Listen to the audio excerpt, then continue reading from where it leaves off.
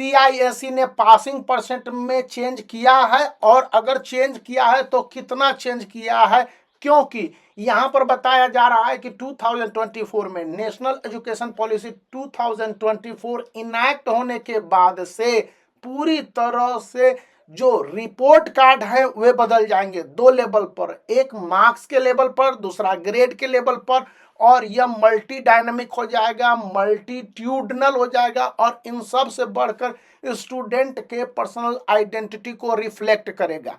तो 2024 का report card जो स्टूडेंट के अपने डिजी लॉकर में भी आएंगे, इसको लेकर CISE ने कई सारी बातें पहले ही बता दी थी, और जो लेटेस्ट अपडेट है वह बताता है कि स्टूडेंट के रिजल्ट में यह best 5 ICSE class 10 2024 and best 4 ISE class 12 2024 के पॉलिसी में दिक्कत ISE के स्टूडेंट को आनी है। ICSE के स्टूडेंट के लिए बस एक सब्जेक्ट मैथमेटिक्स दिक्कत करेगा। तो आप पूरे परिदृश्य को समझ लीजिए। अभी से पहले तक यानी 2024 से पहले तक था कि रिपोर्ट कार्ड में यदि स्टूडेंट ने डिजायर्ड 33% ICSE के स्टूडेंट ने नहीं प्राप्त किया तो वे फेल माने जाते थे, और उन्हें सब कंपार्टमेंट एग्जामिनेशन में भाग लेना पड़ता था। अब इस कंपार्टमेंट एग्जामिनेशन के प्रोसेस को ही CISE ने रद्द कर दिया, मतलब कि कोई भी फेल नहीं करेगा, या रिपोर्ट कार्ड में आपके लिए फेल जैसा टर्म नहीं होगा, neither for ICSE nor for ISE 2024 के स्टूडेंट के लिए। तो होगा क्या, स्टूडेंट को अपहोल्ड कैसे किया जाएगा? तो यहां पर फैक्ट नंबर 1 जान लीजिए कि स्टूडेंट के रिपोर्ट कार्ड में जो उसके मार्किंग स्कीम या पासिंग परसेंट होंगे, पहले बताए जाते थे ICSE क्लास 10 के लिए कि वो प्रैक्टिकल प्रोजेक्ट और SUPW के मार्क्स में आउट ऑफ 20 या 30 जो भी थे, आउट ऑफ 20 मोस्टली हैं, कुछ पेपर में जैसे कि कंप्यूटर में 50 मार्क्स के होते हैं, तो वहां पर उसे 15 से 20% तक एटलीस्ट प्राप्त करना होता था मिनिमम, और रिटेन में एटलीस्ट स्टूडेंट को 33% प्राप्त करना पड़ता था। अब के समय में जो नया इन्हेंसमेंट हुआ है, और इसको लेकर CISE ने अपने मार्किंग स्कीम के साथ साथ रूल को भी लागू किया हुआ है, तो वो बताता है कि यदि स्टूडेंट ने प्रैक्टिकल प्रोजेक्ट या SUPW के मार्क्स और उसके रिटन बोर्ड एग्जामिनेशन के मार्क्स मिलाकर 33% आ जाते हैं तो ऐसे स्टूडेंट पास माने जाएंगे। लेकिन एक सब्जेक्ट मैथमेटिक्स इसका अपवाद होगा, एक्सेप्शन होगा ICSE क्लास 10 के लिए। ICSE क्लास 10 में 20 मार्क्स के प्रोजेक्ट होंगे, इसमें स्टूडेंट को 33% मार्क्स लाने हैं, वहीं पर मैथमेटिक्स में 33% मार्क्स लाने हैं रिटन वाले में, और दोनों को जोड़ के जो मार्क्स आएंगे यानी कि दोनों में पास होने हैं ICSE क्लास 10 के स्टूडेंट के लिए। फिजिक्स, केमिस्ट्री, बायोलॉजी के साथ साइंस पेपर में आपके यदि फिजिक्स में स्टूडेंट पास है, केमिस्ट्री में यदि उसके थोड़े से प्रॉब्लम भी हो रहे हैं, और बायोलॉजी में पास है, तो उसे ओवरऑल पास माना जाएगा। साइंस के रिटन पेपर में जो कि 80 टू 40 मार्क्स के हो जाएंगे, इसमें वो पासिंग परसेंट को अचीव कर लेता है। तो और वहीं पर प्रैक्टिकल प्रोजेक्ट और SUPW में तो एटलीस्ट 60% मार्क्स देने का प्रोविजन है, तो वहां पर वो पास कर जाएगा। इसी तरह से हिस्ट्री, सिविक्स और ज्योग्राफी दोनों मिला के यदि स्टूडेंट के किसी एक पेपर में इतने अच्छे मार्क्स आ जाते हैं और दूसरे पेपर में थोड़े से कम मार्क्स आते हैं, थोड़े से कम मार्क्स, तो इसको एडजस्ट कर लिया जाएगा ICSE क्लास 10 के लिए। और उसके जो प्रैक्टिकल प्रोजेक्ट हैं, जैसे ज्योग्राफी का प्रैक्टिकल प्रोजेक्ट है, और इसके साथ हिस्ट्री, सिविक्स एंड ज्योग्राफी, दोनों हिस्ट्री, सिविक्स और ज्योग्राफी, हिस्ट्री एंड सिविक्स, इन दोनों का जो प्रैक्टिकल प्रोजेक्ट होता है, इन दोनों में आउट ऑफ 20 उसके पासिंग मार्क्स आ जाते हैं, ज़्यादा ही मार्क्स आएंगे तो उसको लेकर एक पासिंग होना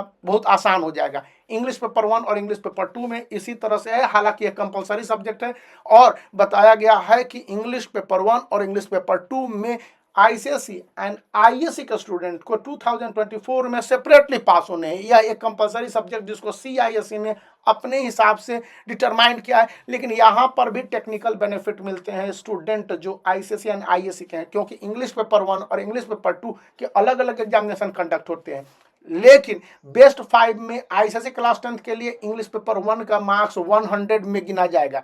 और दोनों पेपर के 80 मार्क्स 160 हो जाएंगे, और इधर इंग्लिश पेपर 1 के प्रोजेक्ट और इंग्लिश पेपर 2 के प्रोजेक्ट 20-20-40 हो जाएंगे। तो इन दोनों के मार्क्स को जोड़ने के बाद 100 में तब्दील कर दिया जाता है बेस्ट 5 के लिए, याद रखने। इसी तरह से आईएससी में भी वही सिस्टम होगा। तो वहां पर पास करना इंग्लिश में रेदर आसान होता है, कंपलसरी होने के बावजूद बहुत कम स्टूडेंट फेल कर पाते हैं इंग्लिश में। यहाँ पर आईएससी के स्टूडेंट के लिए 2024 में किस तरह से डिफिकल्ट होना है ये बता दूं। इससे पहले यदि आप सीयूईटी के एग्जामिनेशन की तैयारी में लगे हुए हैं तो यह आपका बुक काफ़ी उपयोगी है, क्योंकि इस बुक की मदद से न सिर्फ आप अच्छे मार्क्स स्कोर कर सकते हैं जो सेंट्रल गवर्नमेंट के द्वारा सपोर्टेड सेंट्रल यूनिवर्सिटीज़ हैं, या देश जैसे DU हो गया, BHU हो गया, तो वहाँ पर एडमिशन के लिए जो एग्जामिनेशन NTA कंडक्ट करता है, इसके लिए यह बुक काफ़ी उपयोगी है, जिसका लिंक इस वीडियो के डिस्क्रिप्शन में आप परचेज कर सकते हैं। अपने बड़े भाई या दोस्त को भी इसको शेयर कर सकते हैं।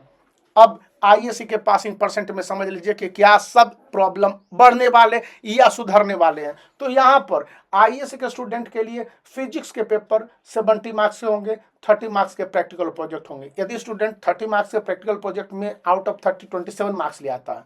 और कहा गया है कि फिजिक्स के पेपर जो 70 मार्क्स के उसमें एटलीस्ट 24 लाएगा तभी पास मार्क्स मारना जाएगा। इसी तरह से केमिस्ट्री में भी 70 और 30 का रेशियो है। यदि स्टूडेंट आउट ऑफ 30 प्रैक्टिकल में केमिस्ट्री में वो 30 मार्क्स ले आता है, और यहाँ पर केमिस्ट्री का रिटन पेपर में आउट ऑफ 70 उसके 24 से कम मार्क्स आते हैं तो उसको फेल माना जाएगा। इसी तरह से मैथमेटिक्स में भी जो यही रेशियो काम करता है, बायोलॉजी में जो कि 70-30 का रेशियो आपका काम कर रहा है। इसी तरह से जो आईपी है, इन कंप्यूटर साइंस है, या अकाउंट का पेपर है, या अन्य सारे सब्जेक्ट हैं, तो इनमें भी यही वर्क करते हैं। चाहे आईएससी 2024 के ह्यूमैनिटीज के स्टूडेंट हो, या फिर आपके अकाउंट के स्टूडेंट हो, कॉमर्स के स्टूडेंट हो, या फिर आपके जो साइंस स्ट्रीम में पीसीबी पीसीएम वाले हो।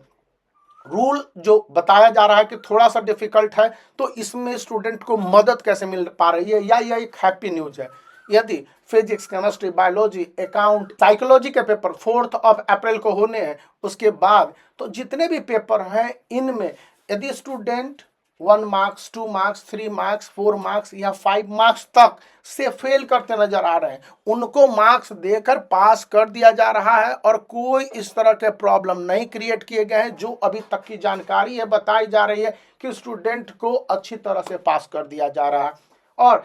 क्योंकि ऑब्जेक्टिव और सब्जेक्टिव का जिस तरह से क्वेश्चन का रेशियो है और उसमें एनालिटिकल थिंकिंग वाले क्वेश्चंस हैं, वहां पर मार्क्स देने के प्रोविजन मिल गए हैं। इसलिए लेनियंट कॉपी चेकिंग, और स्टूडेंट ने अगर अपनी कॉपी में लिखा हुआ है तो प्रोसेस वाइज, स्टेप वाइज उसको मार्क्स दे दिए जा रहे हैं। इसके कारण मार्क्स बहुत आसानी से मिल पा रहे हैं और स्टूडेंट काफ़ी बून की स्थिति में है, तो एक काफ़ी कंडीशन उनके लिए बेहतर है। अब समस्या कहाँ पर आ रही है कि अगर स्टूडेंट ने अपनी कॉपी को सरेंडर कर दिया हुआ तो उन्हें पासिंग परसेंट रिटन एग्जामिनेशन में प्राप्त करने में स्ट्रगल होगा। कॉपी को ब्लैंक छोड़ दिया हो, कॉपी को कुछ नहीं लिखा हो, कॉपी में केवल क्वेश्चन ही उतार दिया हो, तो ऐसे स्टूडेंट जो बहुत रेयर होते हैं। इसलिए इन बातों को ध्यान में रखने के साथ आपको ध्यान रखने हैं कि आपके कॉपी के प्रेजेंटेशन किस तरह से रहे होंगे बोर्ड एग्जामिनेशन में, और यही फॉर्मूला हाई स्कोरिंग के लिए वर्क करता है, जिसको मैं अगले वीडियो में बताऊंगा। तो आप वीडियो को लाइक कर सकते हैं, चैनल को शेयर कर सकते हैं और सब्सक्राइब करना याद रखें।